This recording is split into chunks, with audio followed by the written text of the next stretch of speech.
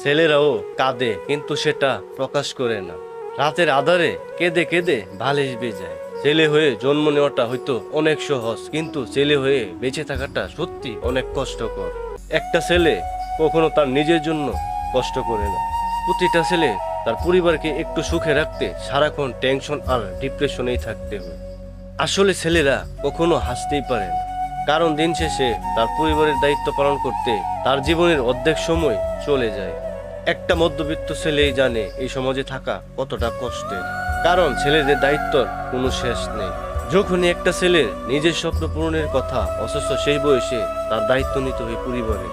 যে ছেলেটা তার বাবা মাকে 3 বেলা 3 মুঠো ভাত তুলে দেওয়ার জন্য সারাক্ষণ যুদ্ধ করে যায়, অথচ দিন শেষে সে ব্যর্থ হয়ে যায়। ভালো থাকুক সেই সকল ছেলেরা।